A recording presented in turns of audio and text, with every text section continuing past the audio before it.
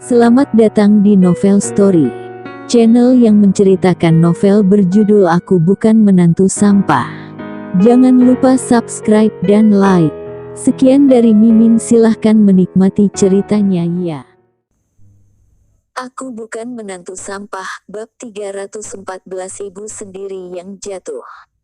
Sikap Rocky acuh tak acuh, dia sama sekali tidak menghiraukan orang-orang yang ada di sekitar sana. Kemudian, dia segera mengikuti Direktur Zhao dan beberapa deretan petinggi dari grup Babel ke lantai atas untuk berdiskusi secara rinci. Kedatangan Direktur Zhao kali ini, selain untuk bertemu dengannya, dia juga secara hormat untuk melaporkan pembangunan pabrik obat yang ada di kota Babel. Semua ini telah diatur selangkah demi selangkah oleh Broto dan Yoga, dan konstruksi akan selesai bulan depan. Sebelum jamuan itu selesai, Rocky telah meninggalkan tempat ini terlebih dahulu. Awalnya dia ingin mencari Dewi, tapi begitu mencari tahu ternyata Dewi sudah pergi sedari tadi.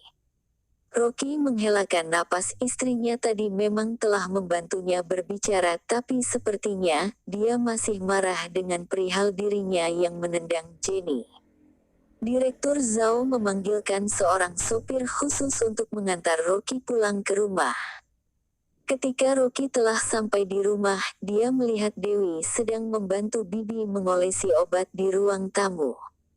Saat di perjamuan tadi, Paman melayangkan beberapa tamparan ke wajah Alicia dalam satu tarikan napas, dan sekarang wajah Alicia bengkak seperti bakpao yang digoreng, dan kelopak matanya membengkak bagai disengat lebah. Dia sedang meringis kesakitan.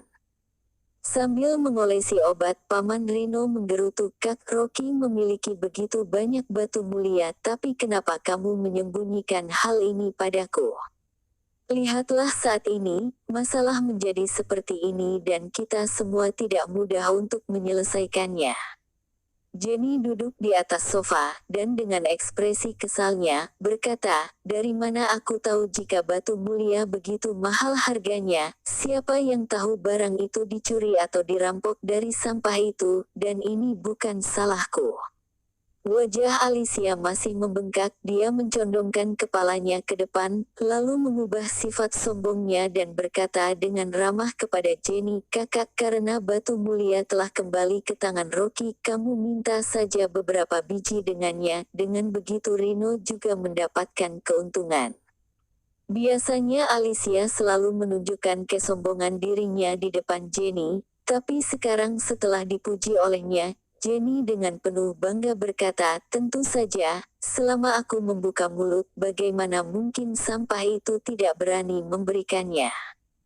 Semua batu mulianya adalah milikku. Kakak, kamu sangat hebat." Rino Su dan Alicia memuji.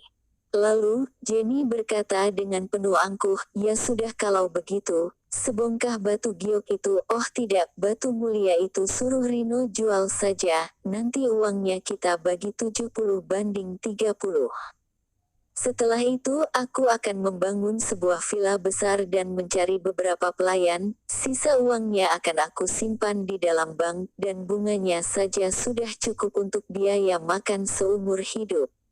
Begitu mendengar 70-30, Alicia sedikit tidak puas hati, dia hendak menyela tapi Rino segera menarik tangannya kemudian berbisik, "Tenang saja, barang milik kakakku juga akan menjadi milikku, nanti akan kualihkan semua ke tanganku."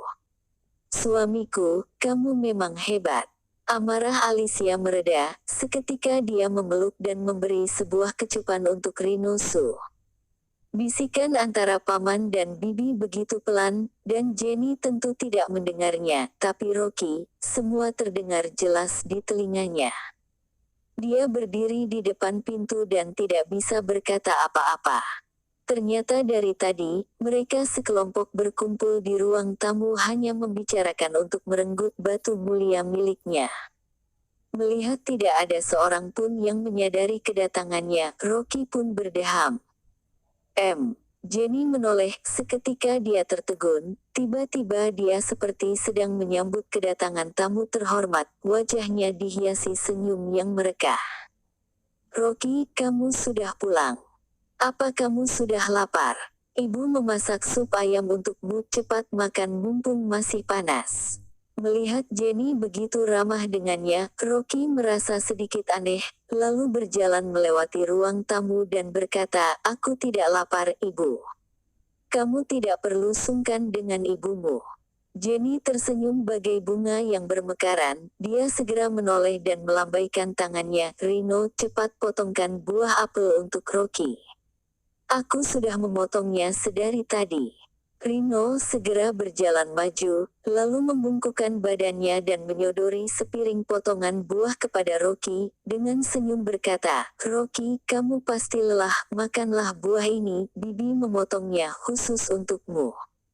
Rocky ditekan oleh Rino duduk di atas sofa, lalu tangannya memegang sepiring buah dengan perasaan canggung. Kemudian, Jenny mengambil sebuah kesempatan, dia mengambil sepotong buah dan memasukkannya ke dalam mulutnya. "Sini, jangan terlalu lelah, biar ibu yang menyuapimu." Hanya terlihat Alicia tersenyum dan berjalan ke hadapannya, lalu berkata dengan ekspresi penuh salah, "Rocky, maaf Bibi tadi sangat bingung, Bibi telah ditipu oleh orang yang bermarga, Lu itu. Aku minta maaf padamu. Bibi pernah belajar cara memijat, sini Bibi pijat biar otot-ototmu renggang." Selesai berbicara, Alicia tanpa basa-basi langsung membungkukkan badannya setengah berlutut, lalu mengulurkan tangannya dan memijat kaki Rocky. Mulut Rocky dijejali dengan sepotong apel, seorang bibi yang sedari tadi masih melihatnya dengan jijik, kini bahkan seperti seorang pelayan yang sedang berlutut memijati kakinya. Singkatnya, dia merasa sangat tidak karuan. Sekelompok orang seperti sedang memuja raja, mereka mengelilingi Rocky dan saling menyanjung. Rocky sedikit terkejut, dia yang telah tinggal selama bertahun-tahun di kediaman keluarga Liu tidak pernah mengalami hal seperti ini. Tapi, dia juga tahu jelas apa niat di balik semua ini, sekelompok orang ini hanya ingin batu mulia miliknya. "Benar saja," sambil memegangi piring berisi potongan buah, Jenny berkata sambil tersenyum, "Rocky, semua batu mulia itu sudah berada di tanganmu." Baru saja Rocky hendak berbicara, terlihat Dewi yang sudah berpakaian baju tidur dengan wajah dingin keluar dari kamarnya. Dewi yang baru saja keluar dari kamarnya, tertegun melihat pemandangan yang ada di depan matanya. "Istriku." Rocky memanggilnya dengan canggung, dalam hatinya merasa tidak tenang. Dia masih berpikir, bagaimana caranya dia untuk menjelaskan kepada Dewi. Bagaimanapun dia telah menendang ibu mertuanya, bahkan sampai membuatnya muntah darah. Dewi berkata dengan dingin, "Rocky, besok pagi ikut denganku ke biro sipil, kita urus surat perceraian kita."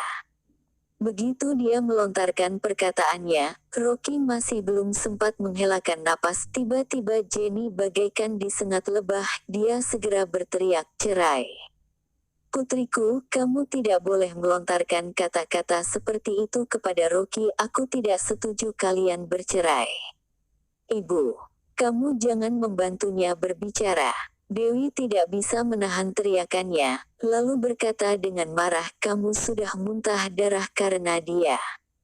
Bagaimana dia bisa memperlakukan kamu dengan seperti itu?"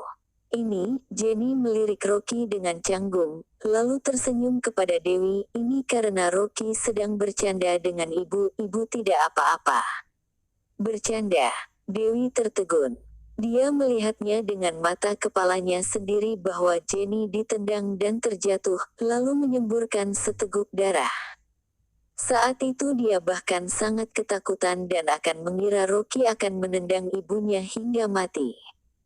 Dan ini dikatakan bercanda. Rocky juga tertegun, dia memandang Jenny dengan tatapan tidak percaya. Biasanya, orang yang selalu meminta dirinya untuk segera bercerai dengan istrinya adalah ibu mertua ini. Singkatnya, dia selalu memikirkan cara untuk membuat dia dan Dewi bercerai, lalu meminta putrinya untuk menikah dengan keluarga kaya. Tapi sekarang apakah matahari sudah terbit dari sebelah barat? Jenny bahkan membantu dirinya untuk berbicara. Jenny mengeluarkan ekspresi marahnya dan memarahi Dewi, apa mungkin ibu berbohong padamu? Rocky hanya menyentuh ibu dengan pelan, dan ibu jatuh ke lantai, dan darah yang ibu semburkan itu adalah darah karena menabrak lantai. Jangan menyalahkan Rocky, ibu. Dewi tidak berdaya, pikirannya saat ini sangat kacau. Biasanya dia yang selalu meminta dirinya untuk bercerai dengan Rocky, tapi sekarang malah sebaliknya. Jenny berkata dengan tidak puas, kamu dan Rocky adalah sepasang suami istri, kalian harus melewati hari-hari dengan bahagia, buat apa bercerai? Jika sekali lagi kamu mengajak Rocky bercerai, jangan pernah panggil aku ibu lagi. Dewi tertegun, lalu berkata dengan pelan, ibu, kenapa kamu mendadak membantu Rocky berbicara? Biasanya ibunya sangat tidak menyukai Rocky, dan apa yang terjadi hari ini? Terima kasih telah menonton, jangan lupa like, komen dan subscribe ya teman-teman agar saya semangat melanjutkan novel ini. Jika ada yang kurang baik silahkan komen di bawah agar saya memperbaikinya. Sekian dan terima kasih ya.